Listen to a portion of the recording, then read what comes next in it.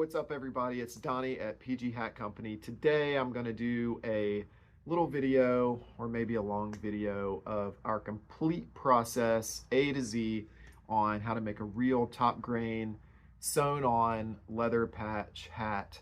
And the reason that we're doing this is I'm starting to see it a lot on social media, TikTok. I don't do TikTok, but I still see the videos in our Instagram feed on leather patch hats, and there's lots of methods out there that are absolutely horrible and they're starting to fail, and we don't want to be lumped up into that category.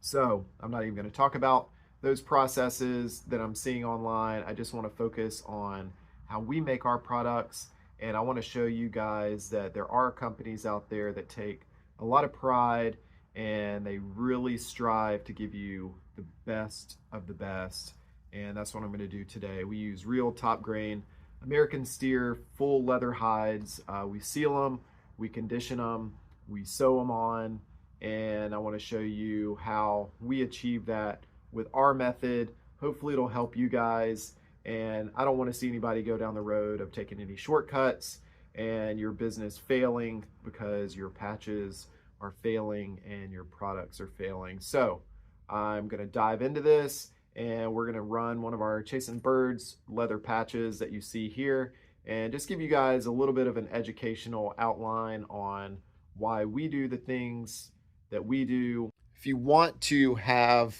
a premium product, you got to use a premium hat.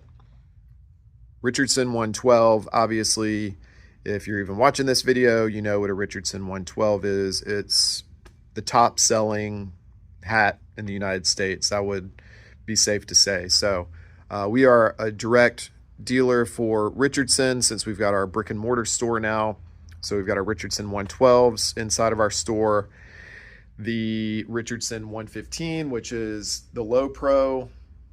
It's basically a 112, but it's got a shorter crown on the top. We've got our Richardson 112 5 panels. Got to fill that spot there. We've got the flat brims. We've got the Umpqua with the rope. We've got the new 7-panel performance hats. It's called the Cannon. That one has been an incredible seller so far since they've been released, and they're actually on back order, I think, for most of the colors directly through Richardson. As far as some fun prints, we call this our fun section. These are Imperial hats. They are a much higher price point than a Richardson. These hats are generally around $15 for a blank hat. So this is our little premium section. A lot of women love these. We actually sell these quite a bit without any patches on them, just because it's a fun hat. We've got our ponytail hats, the Legacy Dashboard Trucker or Old Favorite Trucker hats. Those are a really good hat also if you're getting into this. They've all got the kind of pigment dyed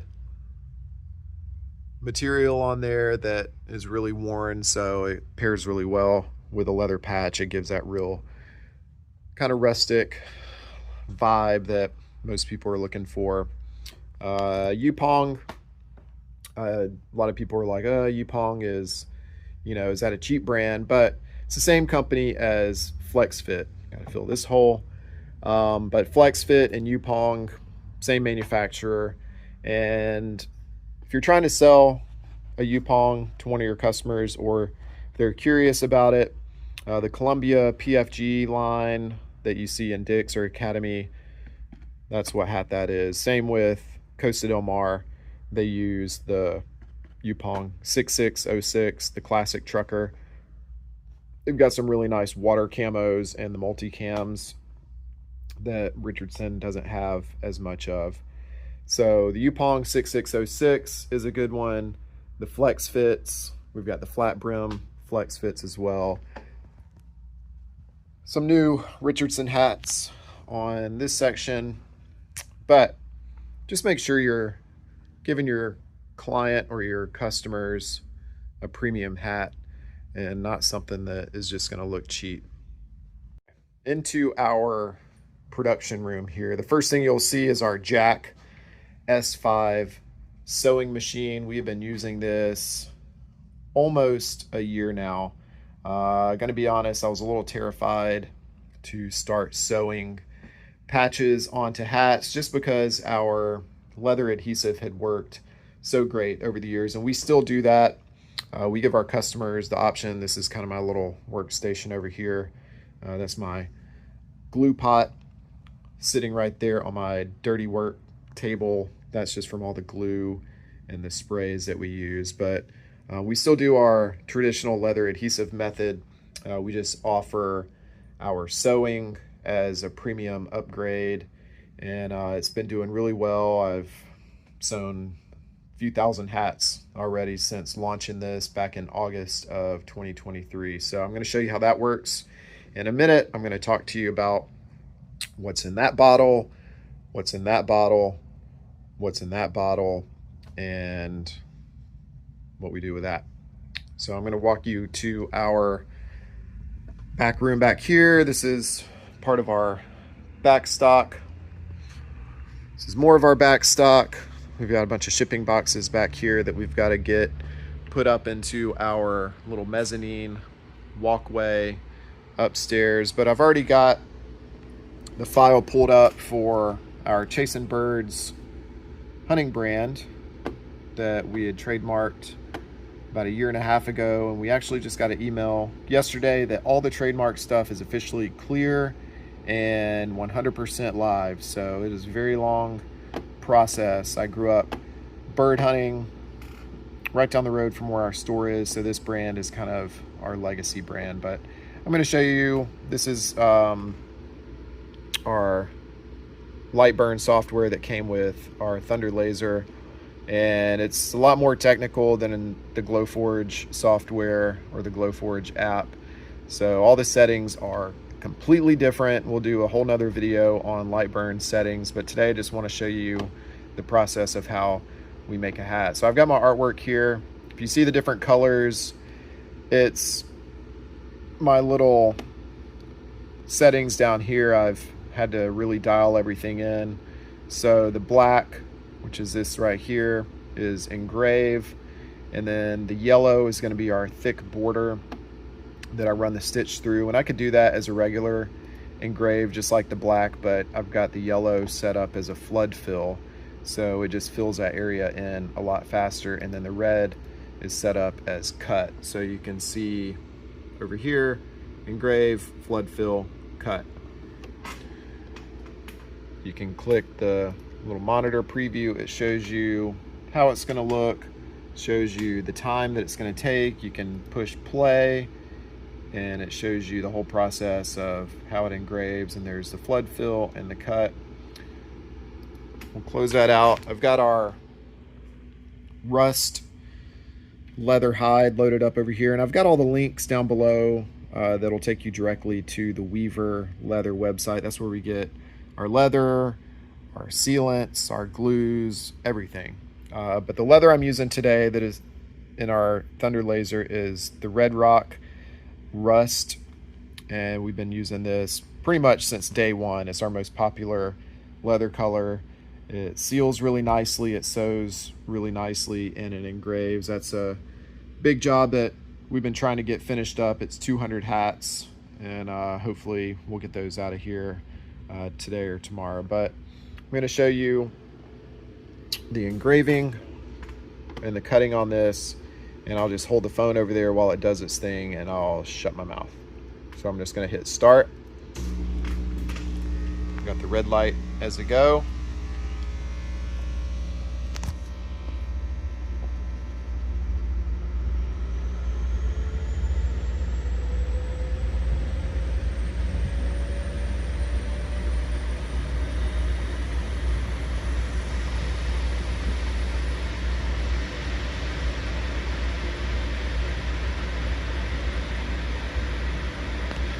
So while that's engraving, if you notice, it's not doing everything together. It's doing little letters different in pieces at a time. So what's probably happened is I didn't group all my letters over here. So that's why. So next time all I have to do is select that, and I can group them all together. And then when you hit play now, it'll show a different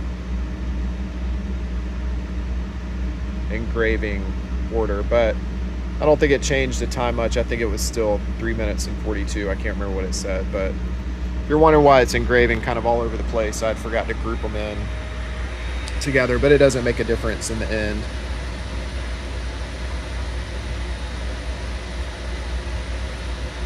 So while that's going, this is our Thunder laser. It's the Thunder Nova 51. I've had this almost 2 years now, and it has been an absolute game changer for us. Obviously, you can see how big the work area is. You can raise and lower the bed. You can do cups. We've got our rotary attachment right here, so you can engrave cups. We've still got our Glowforge that is a nice little shelf now, but we keep it hanging around just in case anything ever goes wrong with this. We're not dead in the water. But the Thunder laser has been an amazing product. We hammer on it all day long. So while that's still going, I'm going to show you. Our shop is kind of a mess right now because I've just been throwing stuff everywhere, but this is one of our leathers. It's a real thick veg tanned leather. That one is honey. This is our natural leather hide. This one looks really, really nice on a lot of our hats for a real clean look. This is the rust that's in the machine right now. That's just the back side of it. And the cool thing is, a lot of these you can find the brand from whatever ranch they came from. So obviously that's an indicator that, hey, that's real leather because it's got branding on it. This is just some of our other ones that we just kind of keep hanging around. We'll run them on some little specialty projects. But this one is Red Wing boot leather right here. We picked that one up in Colorado on a road trip. So we'll run that one every once in a while again on some special projects. This is our russet leather hide right here, and behind that one, this is our brown. It's the same family as that red rock rust that you see inside the machine. We've got our gray leather back here as well. That's part of the red rock family. I've got some white leather up here. There's some more of the natural right there. And this is our little scrap pile that I toss stuff in. So if we have ones or twos, I'll just grab something out of there instead of loading up the full hide. But this is done, as you can see.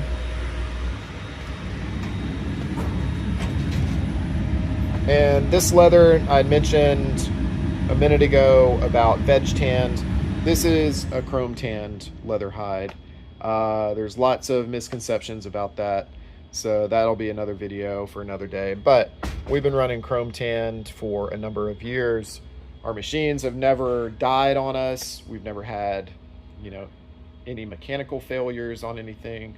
So yeah, grab our patch out right here, and I'm going to show you how we get it sealed and take care of the rest. So I've got our Chasing Birds patch ready to seal and make sure that the char or the engraving on this patch is not going to smudge when your customer gets it. And I learned that the hard way several years ago. So I'm going to show you what happens if you don't seal your patch. This is just an extra that we had laying around in our extra box. I haven't sealed it yet, but it's also the red rock rust leather hide. So if you don't seal them, you're going to smudge them. Now, I've got my gloves on. Typically, I've got gloves on all day just because I don't like to get the black all over me, and I like to keep my hands clean. So I've got my microfiber here. There's all the engraving residue left from the machine. And You can clean them, however, maybe you have a better way to scrub them and seal them, but I'm going to show you what I do, and it's been working really well for us over the years. Well, I'll leave that guy there. We'll spray them both at the same time. So there's lots of products. Again, we get everything from Weaver Leather Supply. You can apply it however you want, but I've put a little spray bottle or a spray nozzle on top of my bottle right here. And what I do, and this is why our little station is so dirty, is just from spraying and wiping, and a lot of times I'll put acetone on here and scrape it all off and get it clean again. So what I do, you can do you basically, but some people, if you want to wipe it, you can wipe it, and I would not scrub it by any means. I always like to rub around the edge like this as well, just to get that extra black off. But what happens if you scrub it, you lose a lot of the black, and it basically just kind of gets a little more subdued and a little more of a brown kind of engraving. But what I like to do, just fold my microfiber over, and I like to just dab it like this. And if there's any of the spray left over, again, I like to rub it along the edge and get that char off the edge of the patch, because it's going to happen if you don't do that, especially if you make a white hat or one of the Heather Gray Richardson 112s. If it gets wet or anything, even sweat, that black is going to try and start bleeding out. So you don't want to give a customer a clean white hat and then they get black bleeding on there. And that's another reason you want to seal your leather, because these are dyed. These are pre-dyed. We don't dye anything in our shop. We just buy them as they are. But there is different processes of getting the color on the leather hides. One is chrome tanned, which is what this is, which is a much faster dyeing process. And the other is veg tanned, which is a natural process, which takes a few months. But chrome tanned is tanned with chemicals, and I think is 2 to 3 weeks, versus veg tanned, which is 2 to 3 months processed, or process of dyeing, and typically uses tree bark and natural oils and stuff like that. So again, another video, but that's why you want to seal these, to keep the leather colors from bleeding out. And you can see on the back just a little bit of our sealant, but it doesn't matter because that's going to go onto the hat. So let's go find a hat. For today, I'm going to use one of our old school duck camo hats. This is our brand. We've been having these made for a number of years now, and we've really expanded on all of our old school duck camo. But like I said, Chasing Birds is our hunting brand, and I went and checked our floor out there, and we don't have any duck camo with the pine mesh. So I'm going to add this to our showroom floor today, and I'm going to show you how I glue it on, and then I'm going to stitch it on afterwards. So this is my little workstation right here. It works really nice. It's just a setup. It's a Husky setup from Home Depot. They've been, they put it together for free, and it's been kind of a vital part of my everyday workspace. But anyway, flip our patch upside down. This is my favorite tool. I joke because this was one of our kids' forks when they were babies. Our son is getting ready to be 12 years old. So this fork is almost 12 years old. And I tell people that it used to feed our son when he was a baby, and it still feeds him today, because this is how we feed our family with our hat business. But anyway, got on my specialty tool here, and I've got my glue pot also from Weaver, and Leathercraft cement from Phoebings or Fibings, not sure how exactly you say it. We've used tons of products, and we've learned the hard way which ones work and which ones fail. This one has been our favorite, and we still use it if our customer just wants our regular standard leather bond. It's been tried and true for many, many years now. So we still glue patches, and like I said, our sewing is just a premium option now.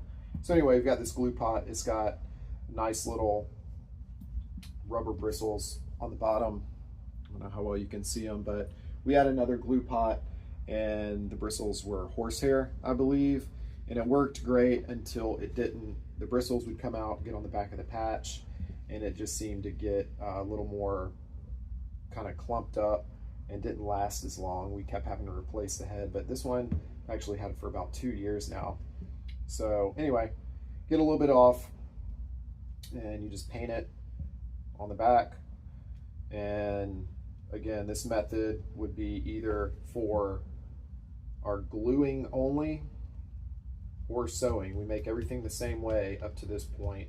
The only difference is this one will either be finished after this, or I'm going to throw it over in the sewing section and we'll sew it on. But I'm pretty good at eyeballing all of our patches on our hats. So when you make upwards of 100,000 hats, you get pretty good at centering it. Some people, they make templates to line it up, and that's just, I don't know, a waste of time in my opinion. But when we crank out 500 plus hats a week, we've really got to make sure we've got our process down and we're not wasting time with template and everything. We're pretty perfect all the time on everything. That looks really good on there. So next part, I take our heat gun, and you don't want to burn it obviously, but just run it over it, and all this does, it makes the leather patch a little softer. I like to push down on the seam right there. We don't do heat application on any of our stuff, and the main reason, everybody's got their choices on stuff, but this is real top grain leather.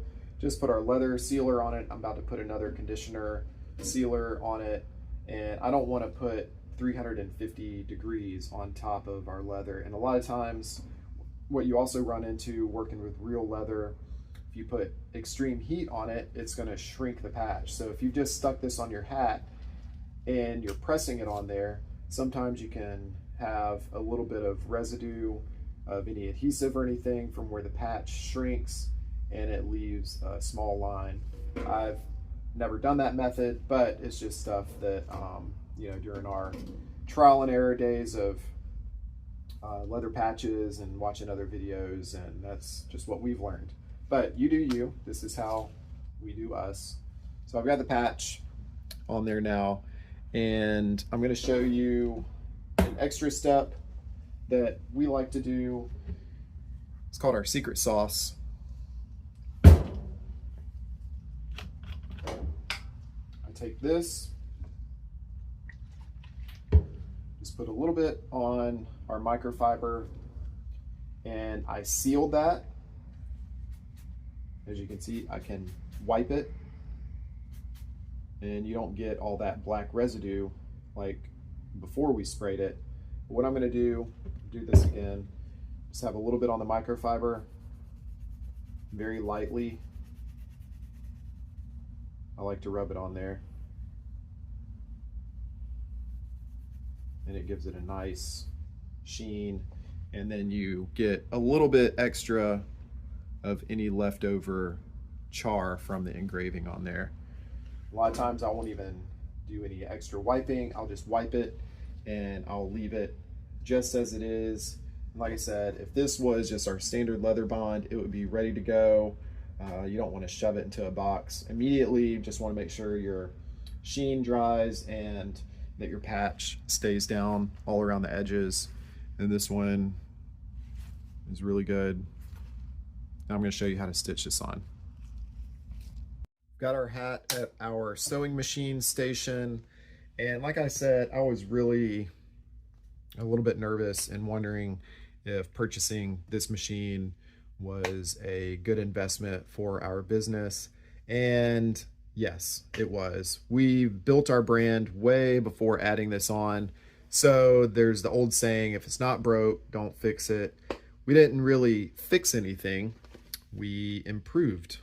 So the Jack S5 has been a really great addition. It's really easy to use. It's pretty technical. It's got all the bells and whistles you could ever imagine in a sewing machine. You can load 3 different thread colors up at the top. Obviously you have to change those out and rethread them, but it's got a nice little top station I'll show you after we sew this hat.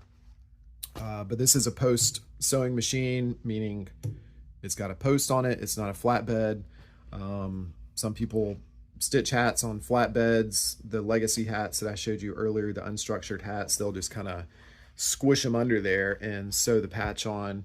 But the post sewing machines are obviously meant to sew a hat. So ours has this little rubber roller wheel on it. That's an upgrade over the standard metal wheel that it came with. It was leaving marks around the edge of the leather patch, but we've upgraded. We've got this little rubber wheel on there now, and I'm going to show you our sewing technique.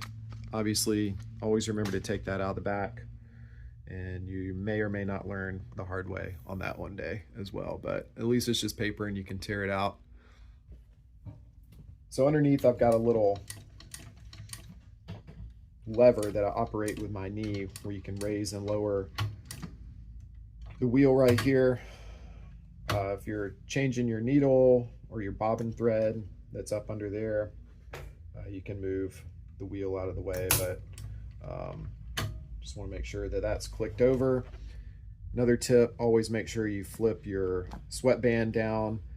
I still mess up sometimes, and I don't forget, but sometimes it'll just kind of get moved down, and obviously we fix that before giving it to the customer. But just pop this up, roll your hat under it, drop your wheel. It's hard to see from that angle, but I always do a little needle drop right there just to make sure that I'm dead center on the border for our thread to look nice and clean. I've got a little manual button on mine up here, or I've got the gas pedal, as I call it, down below, where you can push forward to make it go, or you push back and it makes it stop. And you see some videos online where people are using lighters and scissors to have to trim their thread and everything, but this one does everything for you. You push back and it cuts it, and you're ready to go onto your next hat. So that's one of the reasons that I like this Jack machine here, is even though it was a lot more expensive than most of the other sewing machines on the market, it saves a lot of time, and as the old saying goes, time is money. So for today, I'm just going to use our little manual button right here, but you have to, when you turn the machine on, you have to use the pedal first to get it going. But just use this, and obviously really pay attention to what you're doing. So when you want to turn the hat, I leave the needle in the patch, that way nothing moves or shifts around. And I'm pretty fast at sewing today. I'll show you my slow roll, but I can sew about 4 hats per minute with this, using the foot on the bottom. So I'll use the foot on the bottom just to show you I really know how to do both. And you can adjust the speed on this sewing machine as well. So on a rectangle or a square or a hexagon patch, I'll really crank the speed up on it, but something like this, it's got a lot of turns and little curves. I like to go a little bit slower. So it's at the end. We're back to where we started. So I'll push my foot pedal back, it cuts it, and it pops up, and that's what the back of the hat looks like. Perfect stitching, all the way around. And one of the reasons that I did that second sealing process, it's not necessary, but it does give it a nice extra protective coating. But what I was noticing is with this rubber wheel, whenever I was sewing a patch that I had not done that yet, it was picking up a little of that black residue and sticking to the wheel. So I was getting these little black run marks all around the edge. So that's just one of the extra steps that we take to really, make sure our customer gets a high-end product and a beautiful leather patch like this. And you can see how much different this is finished versus the raw, unsealed leather patch before we started engraving everything. Let me show you, now that I said that, I'll show you an unsealed version of our rust leather and then the sealed version. So here's our Jack S5 sewing machine. Obviously there's lots of features on this. I'm not going to go into it today, but just wanted to show you guys the machine that we're working with. Got it from Collier Equipment. Went and drove out to their place and met with Robert Collier, picked it up. Over the summer, they spent about an hour and a half with us, really going through how to use this machine. So really helped out a lot. But you can see on the top, we've got our brown thread that we typically use. We've got our white thread that we use sometimes. We've actually got the white as our bobbin or our under stitching right now.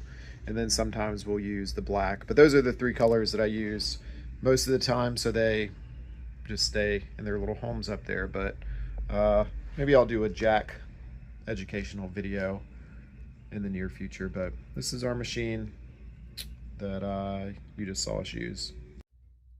Here's another one of our leather patches that we have not sealed or sprayed anything yet. And here's our sealed and sprayed rust leather, and you can tell the color difference. It's got a nice sheen on it. And again, you use whatever products you want to use, but this is what we enjoy using, and it really gives a beautiful finished leather patch hat. So I'm sure they might make some that aren't quite as glossy, but I really think that looks beautiful. Aside from just creating a quality product, obviously, if you're selling stuff online, videos and pictures, I mean, everybody should have a high-end phone at this point. It's super important. I've seen so many horrible pictures of products. I took photography many years ago, back when it was like the new, everybody wanted to be a photographer phase. But if you're making these beautiful products, don't take horrible pictures or videos. So this is our little barrel. It's our little photo spot that we use for a lot of our Instagram photos. So we generally will just throw something here. It's on our little section of the shop that is kind of the forefront, but a lot of times we'll have maybe a little hat sitting on there as well. But please take good pictures or videos of your product. Don't try and trick your customer with making a hat that looks different than it actually looks, because that is one of the things that ticks me off the most, is when you get something and it's not what you thought it was. So we're always very open and honest about our products, and that's what this video is about today as well.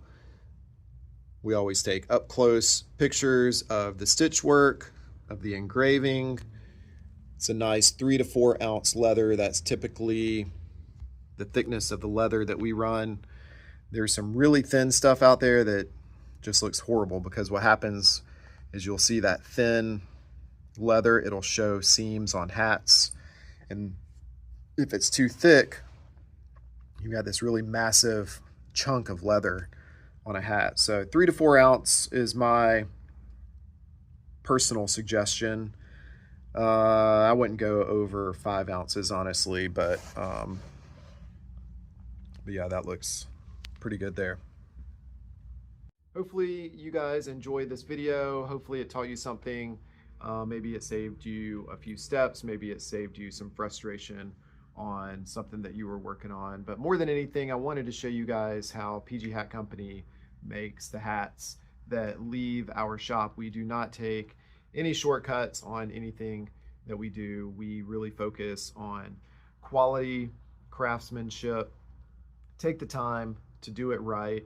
There's so many products out there. There's so many options these days, and maybe we're missing out on something, but we've been doing the same thing for about 8 years now. So we want to focus on consistency and just making sure that our customers keep getting the best product that they can get from our company.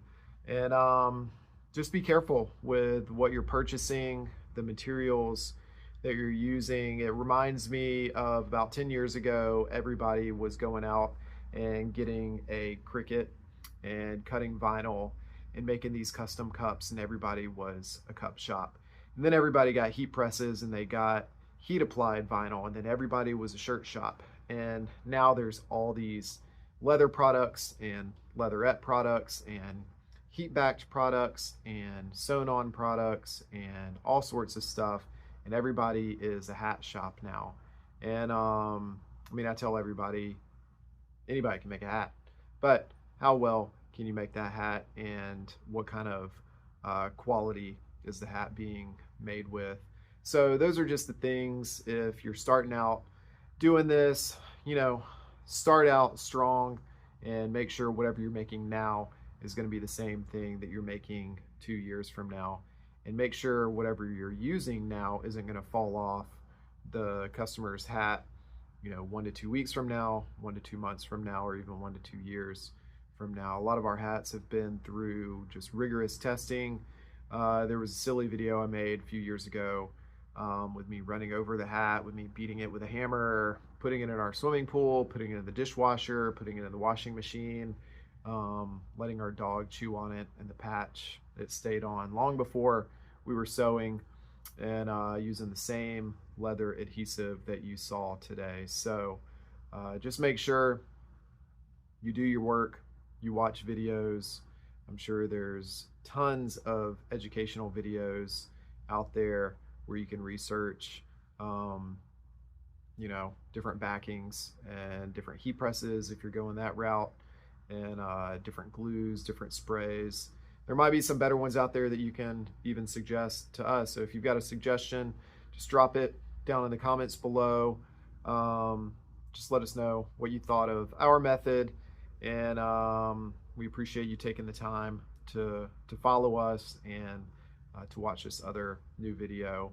And if you wanted to purchase any of our hats, build your own, or buy some of our blank camo hats, you can visit us online at pghatco.com. You can follow us on Instagram at pghatcompany. Our backup is Instagram, pghatco, and that's another story. And then on Facebook, PG Hat Company as well. But shoot us an email. You can do our live chat on our website if you want to do real-time live chat with us. We're here to help you guys out and help you try and succeed. We don't want anybody to fail, and we don't want to wish any ill will on anybody that's just trying to find their way, because we found our way and here we are. So everything starts as a hobby, and you just got to be patient and see where things go. Do your own thing and see what you can do to separate yourself from the others. Luckily, we did that early on, and it's a madhouse out there right now. So we're just going to stay in our lane and focus on our real top grain leather products, and gluing and sewing and sealing and doing our thing. So you guys do your own thing, and I'll see you guys again soon. I sure do say see you guys and guys a lot. See you soon.